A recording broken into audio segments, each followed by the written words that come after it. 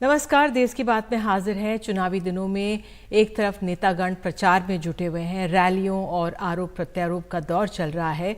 इस बीच खान पान के मामले पर भी लोकसभा चुनावों में बयानबाजी हो रही है। बिहार में मछली पॉलिटिक्स एक तरह से एक मसला बन गया है। आज तो प्रधानमंत्री ने भी सवाल खड़े कर दिए। याद दिला दें कि तेजस्वी यादव ने हाल में प्रचार के दौरान लंच ब्रेक के समय मुकेश सहनी द्वारा लाई गई मछली खाने का वीडियो पोस्ट किया था। इस पर आज प्रधानमंत्री ने बिना किसी का नाम लिए कहा कि नवरात्र के दिनों में नॉनवेज खाने का वीडियो दिखाकर लोगों की भावनाओं को चोट पहुंचाकर ये किसको खुश करने का खेल कर रहे हैं। तेजस्वी खेमे से कहा गया है कि ये वीडियो नवरात्र से एक दिन पहले का है और वो देखना चाह रहे थे कि इस वीडियो पर किस तरह का रिएक्शन होता है। मछली के बाद फल खाते हुए भी नजर आए एक वीडियो में। बहरहाल आज प्रधानमंत्री ने कहा है कि आज जब मैं ये बोल रहा हूं उसके बाद ये लोग मुझ पर गालियों की बौछार कर देंगे। तो आइए सुनते हैं अपने नेताओं को। जब सब मुगल यहां आक्रमण करते थे ना, तो उनको सत्ता राजा को पराजित करने से संतोष नहीं होता था। जब तक मंदिर तोड़ते नहीं थे, जब तक श्रद्धा स्थानों की कत्ल नहीं करते थे, उनको संतोष नहीं होता था। उनको उसी में मजा आता था। वैसे ही सावन के महीने में वीडियो दिखाकर वो मुगल के लोगों के जमाने की जो मानसिकता है ना, उसके द्वारा वो देश के लोगों को चिढ़ाना चाहते हैं। लगातार जो है आपके वीडियो की बात हो रही है, आप भी अपने भाषणों में इस्तेमाल कर रहे हैं। क्या खाएंगे, क्या पहनेंगे, कैसे देखते थे? मुद्दे की बात होनी चाहिए। गरीबी, रोजगार, नौकरी कितना दिया प्रधानमंत्री जी ने? गरीबी क्यों नहीं मिटाया? पलायन क्यों नहीं रोका? बिहार को स्पेशल राज्य का दर्जा क्यों नहीं दिया? क्षेत्रीय मुद्दे हावी है इस बार। देखिए, चुनाव में हर तरह के वीडियो ऑडियो सब वायरल होते हैं, है ना? तो उसमें ठीक है, उसमें क्या है, इसमें हम लोगों का क्या काम है? लेकिन तो खुद ही निकलता है, कोनो हम लोग थोड़ी ना बनवा रहे हैं डालना। और देखिए वो वीडियो जिसको लेकर विवाद खड़े हो गए। मुकेश जी जो है खाना लाए हैं, लंच में मछली लाए हैं और बहुत ही स्वादिष्ट मछली है। एक कांटे का मछली है, साथ में रोटी है, नमक है, प्याज है और हरी मिर्ची है। तो यही मौका मिलता है जब हम लोग जो है 10-15 मिनट का खाना जो है खा सके। आज ऑरेंज संतरा खा रहे हैं और आज भी मुझे लगता है कि भाजपा वाले को पेट में तकलीफ होगा कि हम ऑरेंज क्यों खा रहे हैं।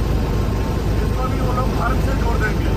अब बताइए कि हम लोग ना खाए ना पिए, वो लोग चाहता कि हमेशा गरीब पिछड़ा पल्ला का बेटा, दूसरा का बेटा नमक रोटी खाए और हम लोग अच्छा तो खाए नहीं। इनको समय नहीं मिल रहा, ये साथ प्रचार करते हैं। यही समय मिलता है कि वापसी के समय में कुछ खा पी ले ताकि शरीर में शक्ति रहे। और ऐसे लोगों से हम लोग लड़ना है, बड़ी शक्ति से लड़ना है, सामाजिक न्याय को मजबूत करना है। हमें लगता है कि ऑरेंज के लिए विकल्प कहेंगे कि भाई हमारा भगवा कलर है। अरे भाई, तुम्हारा नहीं, हमारा भी कलर है, लेकिन खाने का चीजें तो खाएंगे ही ना। तो मुझे लगता है भाई मिर्ची ना लगे, अब खाने पीने का चीजें खाएंगे, आप लोग ज्यादा तकलीफ मत लीजिए। जमुई को जनता ने दिया है, जनता ने दिया है।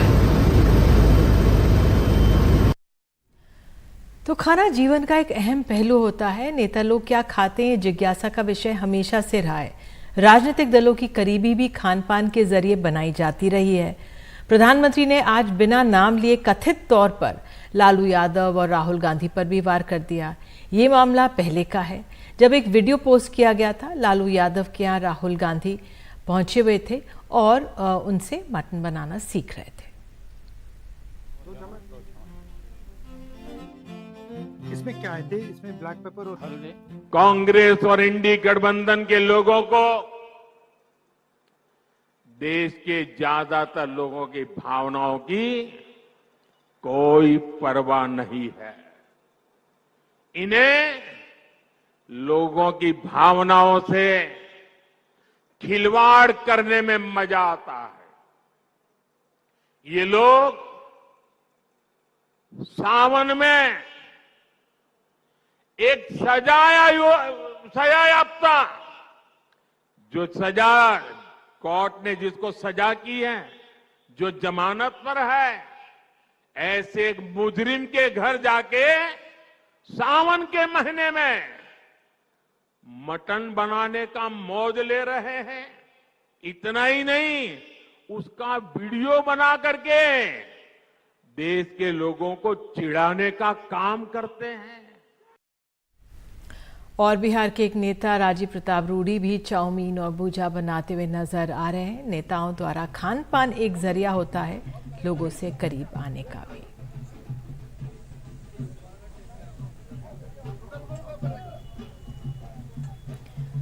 और मनीष कुमार हमारे सहयोगी हमारे साथ जुड़ गए हैं। मनीष, जो खान पान को लेकर बिहार में राजनीति हो रही है और आज तो प्रधानमंत्री ने भी कटाक्ष किया है, कैसे देख रहे हैं, कितना असर हो रहा है इन वीडियोस का वहां पर या इस राजनीति का वहां पर? देखिए, जहां तक बिहार की राजनीति पे इसका असर का सवाल है तो निधि, मैं आपको एक बता दूं कि जिस दिन ये वीडियो ट्वीट हुआ था उसके अगले दिन ही बिहार बीजेपी के कई सारे नेताओं ने इस पर बयान दिया था। लेकिन जैसे ही उनको इस बात का आभास हुआ कि ट्वीट करने के साथ तेजस्वी ने उसमें तारीख भी डाली हुई है, तो उसके बाद ये इशू बिहार की राजनीति के अंदर कहीं ना कहीं डाई डाउन कर गया था और उसको बहुत ज्यादा तूल नहीं दिया गया था। तो लेकिन निश्चित रूप से अब प्रधानमंत्री ने इसे अगर मुद्दा बनाया है तो आने वाले दिनों में बिहार बीजेपी के नेताओं की पुरजोर कोशिश होगी कि इसे और गांव-गांव तक इसे ले जाया जा सके। लेकिन साथ में दिक्कत उनको यह है कि तेजस्वी यादव आज बिहार में जो लोकसभा चुनाव का जो चुनाव प्रचार चल रहा है उसमें सर्वाधिक सभाएं, एक दिन में 3 से 4 सभाएं करते हैं और हर सभा में वो अलग अलग मुद्दों पर बीजेपी को और खासकर प्रधानमंत्री नरेंद्र मोदी द्वारा 2014 और 2019 में किए गए वादों की तरफ ध्यान आकृष्ट करना चाहते हैं। तो उन्हें लगता है कि एक तरह से इस पूरे गेम में तेजस्वी यादव का जो गेम है उसमें ट्रैप नहीं होना है और अपने मुद्दे को, इसे वेज और नॉन वेज को जो है ज्यादा बड़ा मुद्दा बनाया जाए। लेकिन साथ ही साथ दिक्कत यह भी है कि बिहार के अंदर ही कई सारे मंदिरें ऐसी है जहां पर मछली या आप जो बलि होता है, खस्सी की जो बलि हो वो भी चढ़ाई जाती है। तो एक तरह का ये बड़ा लंबा भी जो है ये बहस का भी विषय हो सकता है। इसलिए थोड़ी से बिहार बीजेपी के नेता इसको लेकर उहापोह की स्थिति में भी हैं। निधि, बिल्कुल, आपने कहा कि बीजेपी के नेता उहापोह की स्थिति में भी है, तो ये वहां पे ये साफ हो गया कि जो तेजस्वी यादव का वीडियो था वो नवरात्र से एक दिन पहले का था। निश्चित रूप से, क्योंकि उन्होंने उसमें तिथि डाली हुई थी, डेट डाला हुआ था, इसलिए और उन्होंने वो सावधानी बरता था और इसी के लिए बिहार बीजेपी के नेताओं ने एक दिन बाद जब उन्होंने इसे मुद्दा बनाया था, लेकिन जैसे ही उन्होंने डेट देखा और उसके बाद में जिस प्रकार से तेजस्वी यादव आक्रामक होकर उन्होंने ट्वीट करना या अपने भाषणों में बोलना शुरू किया, तो उसके बाद से उन्होंने अपना कदम जो है खींच लिया। और जैसा कि मैंने बताया कि इसका दूसरा सामाजिक पक्ष यह भी है कि बिहार में एक जो मछुआरों की एक कम्युनिटी है, जो एक बड़ा वोट बैंक है, ईबीसी कम्युनिटी से आते हैं, उनको ये भी लगा कि ये इसको ज़्यादा अगर टूल बनाया गया तो चूंकि उस कम्युनिटी के अभी जो नेता हैं मुकेश मल्ला, वो अभी तेजस्वी के साथ हैं, तो कहीं ये बैकफायर ना कर जाए, इसलिए सब लोग जो है फूक फूक कर कदम रख रहे हैं। निधि, बिल्कुल मनीष, लेकिन देखना काफ़ी दिलचस्प है किस तरह से खान पान इस बार एक मुद्दा बन गया है लोकसभा चुनावों में। प्रधानमंत्री ने इसका जैसे ही जिक्र किया है। बहरहाल आइए आगे बढ़ते हैं। खाने के बाद बात करते हैं हम पहनावे की। महत्वपूर्ण खबर है ये। वाराणसी के काशी विश्वनाथ मंदिर में पुलिस वाले अब वर्दी में नहीं बल्कि पुजारी के परिधान में तैनात होंगे। प्रशासन का कहना है कि कई बार पुलिस वालों के श्रद्धालुओं के साथ दुर्व्यवहार की शिकायतें आती रही थी, इसके चलते ये फैसला लिया गया है। और आपको बता दें कि इसके बाद अखिलेश यादव, समाजवादी पार्टी के जो प्रमुख हैं, उन्होंने ट्वीट कर इस पर सवाल उठाया है। उन्होंने कहा है, पुजारी के वेश में पुलिसकर्मियों का होना किसी पुलिस मैनुअल के हिसाब से सही है। इस तरह का आदेश देने वालों को निलंबित किया जाए। कल को इसका लाभ उठाकर कोई भी ठग भोली भाली जनता को लूटेगा तो उत्तर प्रदेश शासन प्रशासन क्या जवाब देगा, ये निंदनीय है। पुलिस की ये पहल की गई है कि हम किसी को छू करके गर्भगृह के सामने से नहीं हटाएंगे। इसके लिए नो टच पॉलिसी शुरू की गई है। साथ ही साथ पुलिस कर्मियों को भी धोती कुर्ता और सनातनी पोशाक में रखा गया है, जिससे उनको दर्शनार्थियों को ये अच्छा फील हो और उनको लगे कि मंदिर के किसी स्टाफ ने या मंदिर से जुड़े हुए किसी व्यक्ति ने उन्हें आगे बढ़ने का निवेदन किया। पुलिस को स्पेशली ट्रेंड किया गया है इसके लिए तो उनके व्यवहार में सुधार हो, और इसीलिए उनको ऐसे वस्त्र भी दिए गए हैं ताकि दर्शनार्थियों के मन में किसी ढंग का ये न लगे कि पुलिस उनके साथ दुर्व्यवहार करे। आ गए तो कुछ फर्क पड़ा आप लोगों पे? आपके व्यवहार में कोई फर्क आया? मन में कोई फर्क आया? व्यवहार मन में फर्क तो सर है, ये है व्यवहार हम लोग का सकुशल ही होता है, व्यवहार तो सकुशल ही होता है। बाकी आज बाबा के यहाँ जो ड्रेस लागू हुआ है, इससे ये होता है कि दर्शनार्थियों को कोई परेशानी ना हो, उनको बताया जाए और बढ़ाया जाए। सर इतना ही हम लोग का काम है। आज हम लोगों को पब्लिक अच्छा निगाह दिख रही है, जो हम कह रहे हैं पब्लिक से कि बढ़ जाओ आगे चलो, तो हमारी बात सुन रहे हैं। हमको इज्जत से गुरुजी कह रहे हैं, हम भी उनको इज्जत दे रहे हैं। एक ड्रेस पहनने के बाद हम लोगों के अंदर भाव दूसरी हो गई है। हम लोग उनको माताजी पिताजी जैसे जो लगते हैं उस हिसाब से हम लोग उनको इज्जत देकर बाहर निकाल रहे हैं। वो हमारी बात समझ रहे हैं, सुन रहे हैं, दर्शन करके तुरंत बाहर चले जा रहे हैं। और रणवीर सिंह हमारे सहयोगी हमारे साथ मौजूद है। रणवीर, इसका क्या कुछ राजनीतिक असर भी पड़ रहा है? हालांकि श्रद्धालुओं को सहूलियत हो ये कहा जा रहा है, लेकिन पुलिस वर्दी में ना हो और वस्त्रों में हो, क्या असर?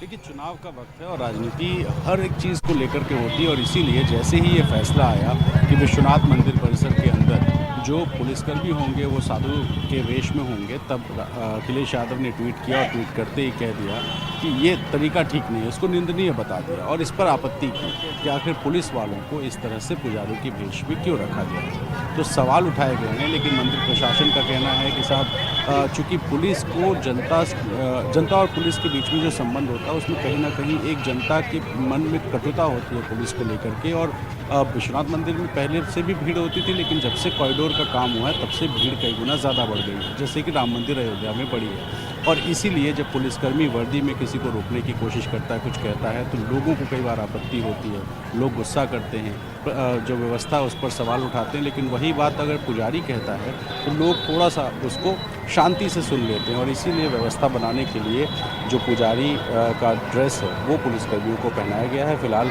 ये ट्रायल एक तरह से कहा जा सकता है, क्योंकि 6 पुलिसकर्मी हैं जिनको पुजारी का ड्रेस दिया गया और उनकी ड्यूटी लगाई गई है। और इसके बाद सबसे रोचक ये है कि जो पुलिसकर्मी साधु के वेश में दिखाई दे रहे हैं, उनका कहना है कि हमने जब से ये जो पोशाक है वो पहनी है, तब से हमारे आचरण में थोड़ा सा जो है नरमी आ गई है, क्योंकि जो खाकी होती है उसमें कहीं ना कहीं एक गुस्सा लोगों के प्रति दिखाई देता है, लेकिन तब से वो थोड़ी नरमी वो खुद महसूस कर रहे हैं। और जनता का ये कहना है कि चूंकि वर्दी वाले नहीं, एक पोशाक पहने साधु दिखाई दे रहे हैं, इसलिए भी शायद जनता को भी आपत्ति नहीं है कि अगर वो रोक लेते हैं कि भाई साधु ने रोका है। तो इस तरह की बात। बिल्कुल, धन्यवाद इस जानकारी के लिए। जी रणवीर, इस जानकारी के लिए धन्यवाद कि पहली बार इस तरह से जो हमारे पुलिस वाले हैं वो अन्य वस्त्रों में नजर आएंगे। एक छोटा सा ब्रेक ले रहे हैं, तुरंत लौटते हैं। आपको ले चलेंगे पश्चिम बंगाल।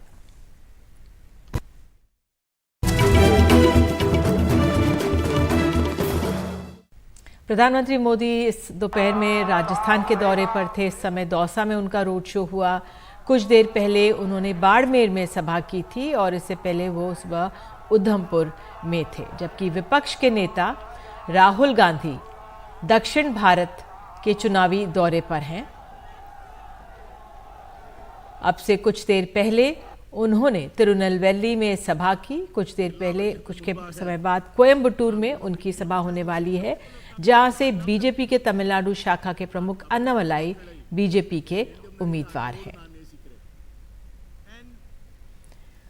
हरियाणा के महेंद्रगढ़ में कनीना के नजदीक स्कूल हादसे में अब तक गिरफ्तार किए गए तीनों आरोपियों को आज न्यायालय में पेश किया गया, जिन्हें 5 दिन के पुलिस रिमांड पर भेज दिया गया है। कल के हादसे को लेकर जो बातें सामने आ रही हैं, उससे पता चल रहा है कि कितनी ज्यादा लापरवाही इस पूरे मामले में बरती गई। एक दिन पहले इसी बस में जाने वाली एक बच्ची ने बताया कि ड्राइवर ने कितनी बुरी तरह गाड़ी चलाई थी। शिकायतों पर भी स्कूल ने कोई कार्रवाई नहीं की थी।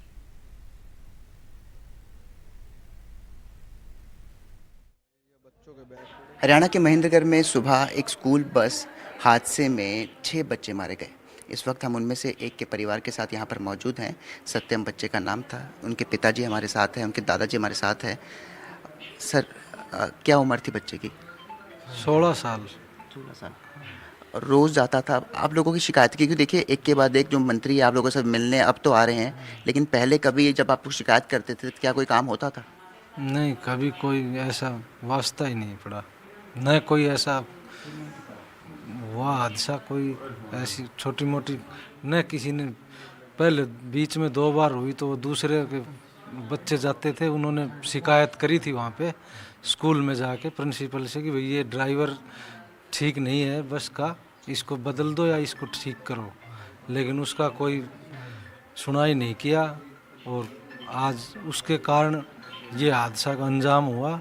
और ये खेड़ी गांव के आदमी ने वहाँ उसकी चाबी ली है उस दिन, जिस दिन ये हादसा हुआ उस दिन, और प्रिंसिपल को फ़ोन किया है कि दारू में धुत है ड्राइवर। फिर उन्होंने फ़ोन किया है कि इसका तो रोज़ का काम है, आप चाबी दे दो, ये ले जाएगा, छोड़ देगा। और रास्ते में ये हादसा हुआ है। यानी कि बार बार शिकायत की गई थी कि जो बस चालक था वो इस तरीके की हरकत करता था, लेकिन उसके बावजूद देखिए स्कूल प्रशासन की तरफ से कोई भी एक्शन इस पर नहीं लिया गया। जी, आपका नाम? ओम प्रकाश। बच्चे के दादा हैं आप? हाँ, दादा। आप बताइए कि उस दिन आपको कुछ याद है सुबह कल क्या रहा था? हाँ, वो जो सुबह गया है ना, तो हम खेत में गेहूँ काटने चले गए थे अपना। यहाँ आके मालूम पड़ा बोले हादसा हो गया है। ये भाई बगल में संजय के बच्चे भी जा रहे थे, तो ये बोले हादसा हो गया था वहाँ पे GL स्कूल में। तो हम भागा दौड़ किया, वहाँ पे चले गए, जाके देखे तो वो डेड बॉडी हमें मिली आध घंटा पौन घंटा बाद में। और फिर वो देखा वहाँ पर ये हालत है, सिर में चोट लगी हुई थी। देखिए, इनका गम नहीं समझा जा सकता है, लेकिन इसी परिवार की एक बेटी भी है जो स्कूल में जाती थी, लेकिन वो उस दिन नहीं गई। जो ड्राइवर था, क्या वो ऐसी हरकतें पहले भी करता था? क्या करता था? एक्सीडेंट से पहले वाले दिन उसने नशा किया हुआ था और वो ठुकते ठुकते बची थी। बस दड़ोंदा गांव का एक लड़का था, नया ही बच्चा था, उसने ब्रेक मारा था, तब उस दिन भी बच गई। बस स्कूल में किसी टीचर को, प्रिंसिपल से कभी बात हुई इस मामले में? जो माता पिता ने की हो? साइड में चाचा की जो लड़की है, वो 10th क्लास के बोर्ड के पहले उसने कंप्लेन की थी मेरे साथ, लेकिन उसके बावजूद कुछ नहीं हुआ। आप देख सकते हैं कि बच्चों ने भी कंप्लेंट की थी, ये नहीं, ना कि सिर्फ माता पिता ने। सर, एक आखिरी सवाल मैं आपसे पूछना चाहता हूं कि अभी पुलिस इस पूरे मामले में कार्रवाई कर रही है, आप संतुष्ट हैं अभी तक कार्रवाई से? अभी कार्रवाई तो पूरा अंजाम दिया नहीं गया है, प्रोसेस में है। जब अंजाम आएगा तब। आप क्या चाहते हैं? हम तो यही चाहते हैं कि भाई इतना बड़ा हादसा हुआ है, प्रशासन कड़ी से कड़ी सजा दे, ताकि ऐसा कभी दोबारा, ताकि ऐसा भविष्य में। बिल्कुल, क्योंकि काफ़ी दुखद हादसा है। परिवार का ये मानना है कि कड़ी से कड़ी सजा दी जाए, और लगातार जो नेता है उनका यहाँ पर आना जाना फिलहाल लगा हुआ है। हरियाणा से कैमरा पर्सन आदम सिद्दीकी के साथ Shubhang Singh Thakur, NDTV India.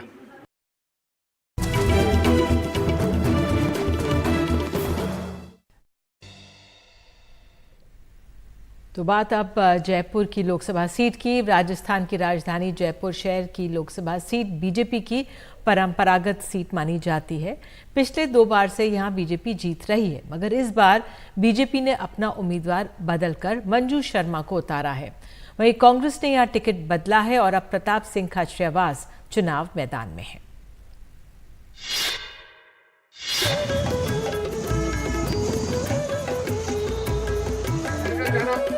City Jaipur में अब चुनाव का शोर जोर पकड़ने लगा है। जयपुर शहर को बीजेपी का गढ़ माना जाता है। 1952 से लेकर अब तक यहां कांग्रेस सिर्फ 3 बार ही जीत पाई है। कांग्रेस ने यहां से पहले सुनील शर्मा को टिकट दिया था, मगर उनके नाम को लेकर के विवाद हो गया। फिर आनन फानन में विधानसभा का चुनाव हार चुके प्रताप सिंह खाचरियावास को मैदान में उतारा गया। खाचरियावास भी ये स्वीकार करते हैं कि वे चुनाव लड़ने के लिए उतने इच्छुक नहीं थे, मगर अब जब मैदान में उतर गए हैं तो कोई कोर कसर नहीं छोड़ेंगे। आपके टिकट को लेकर के थोड़ा कंफ्यूजन हुआ, क्यों हुआ ये कंफ्यूजन? उस वक्त मैं टिकट लेना नहीं चाहता था, उस वक्त मेरी तबीयत ठीक नहीं थी, मेरा ऑपरेशन हुआ था और पार्टी ने जब आदेश दिया तो मैं उतरा हूँ। और आप देख लेना, जयपुर हम जीतेंगे और राजस्थान में 15 से ज़्यादा सीटें कांग्रेस जीतेंगी। इतना मैं कह सकता हूँ, जयपुर में साइजेबल वोट कांग्रेस का है।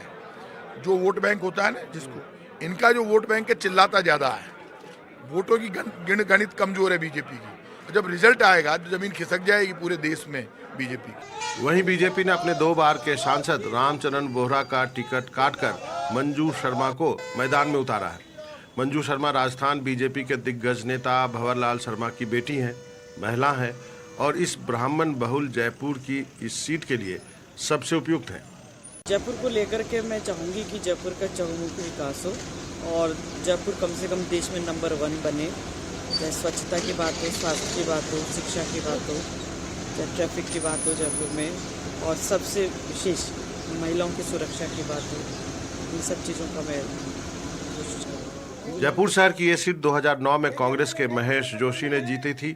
फिर 2014 और 2019 में बीजेपी के रामचरण बोहरा सांसद बने। बीजेपी ने इस बार जयपुर में उम्मीदवार बदलकर मंजू शर्मा को उतारा है। जयपुर शहर की सीट पे करीब 4 लाख ब्राह्मण हैं, करीब 3.25 लाख वैश्य हैं, करीब 3.25 लाख मुस्लिम और 3.25 लाख अनुसूचित जाति के लोग भी हैं। 1.25 लाख राजपूत मतदाता है।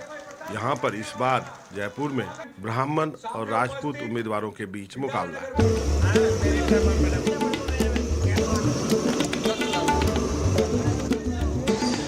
राजस्थान की राजधानी की समस्याओं की बात करें तो ट्रैफिक, सीवर, साफ सफाई जैसे मुद्दे तो है ही, मगर पानी भी एक बहुत बड़ा मुद्दा है। यहाँ का युवा शिक्षा और रोजगार को लेकर के काफी जागरूक और चिंतित भी है और इस पर अपनी राय खुलकर रखता है। हो रहे हैं, चुनाव चल रहा है, आपको क्या लगता है मुद्दे क्या हैं? मुद्दे, सबसे बड़ा मुद्दा तो अभी तो अपने एक तो वो बेरोजगारी का मुद्दा बहुत बड़ा है और युवाओं के लिए भी मतलब कुछ नहीं है आजकल, और प्राइवेट सेक्टर में भी जॉब्स कम है आजकल। अभी तो सबसे बड़ा मुद्दा जो होना चाहिए, जो बेरोजगारी का होना चाहिए, करप्शन का होना चाहिए, महंगाई का होना चाहिए। सबसे बड़ा मुद्दा है बेरोजगारी। हाँ, और वो आपको भी पता है और हमें भी पता है कि बीजेपी ने बेरोजगारी युवाओं के लिए कुछ नहीं किया है। मैं मानता हूँ उन्होंने डेवलपमेंट किया है, विकास किया है, बट युवाओं के लिए कुछ भी नहीं किया। डेवलपमेंट किसी काम नहीं आएगा अगर युवा रोजगारी नहीं कर रहे हैं तो। बहुत लोगों ने कहा अनएम्प्लॉयमेंट बहुत है। नहीं सर, अनएम्प्लॉयमेंट नहीं कोई ऐसे तो है, दिखी नहीं सर। हमेशा रहता है अनएम्प्लॉयमेंट, हमेशा ही रहता है, आज भी है, पहले भी था, हमेशा ही रहेगा। 70 साल पहले से इंदिरा गांधी ने नारा दिया गरीबी हटाओ, और आज भी देश, राहुल गांधी विपक्ष भी बोला कि देश गरीबी से जूझ रहा है, तो कोई फर्क थोड़ी पड़ा उस चीज के अंदर। यहाँ से चुनाव लड़ रहे उम्मीदवारों को भी लगता है कि जयपुर की इस सीट पर शिक्षा और रोजगार के लिए काफी कुछ करने की संभावना है, क्योंकि यहाँ का युवा वर्ग उनसे काफी उम्मीदें लगाए बैठा है। ये प्रचारित ज्यादा करते हैं बीजेपी को, काम कम करते हैं। रोटी की, रोजगार की बड़ी परेशानी है, आम आदमी दुखी और परेशान है। अभी तो एक ट्रैफिक की बहुत समस्या है, उसका मेरे पास उसको देखने के लिए उद्देश्य है। दूसरा, महिलाएं सुरक्षित रहें, बच्चियां, क्राइम फ्री जयपुर हो, ऐसा भी मैं सोच रही हूँ कि इस और कुछ प्रयास करे जाएंगे। बाकी टेक्नोलॉजी की हब बनाना, जयपुर का साइंस टेक्नोलॉजी का बनाना, ताकि हमारे बच्चों को यहीं शिक्षा मिले और यहीं रोजगार मिले, कंपनियां यहाँ आए, बाहर बच्चों को ना जाना पड़े। राजस्थान की राजधानी जयपुर में 2 लोकसभा की सीट है, एक जयपुर सिटी और एक जयपुर ग्रामीण। राजधानी होने के नाते सबकी निगाहें इन सीटों पर हैं। जयपुर शहर की लोकसभा सीट पर कांग्रेस ने पहले एक उम्मीदवार को टिकट दिया, उसके नाम को लेकर के विवाद हो गया। फिर किसी तरह प्रताप सिंह खाचरियावास को समझा बुझा करके कांग्रेस ने मैदान में उतारा है। उधर बीजेपी ने अपने 2 बार के सांसद का टिकट काट करके मंजू शर्मा को उम्मीदवार बनाया है।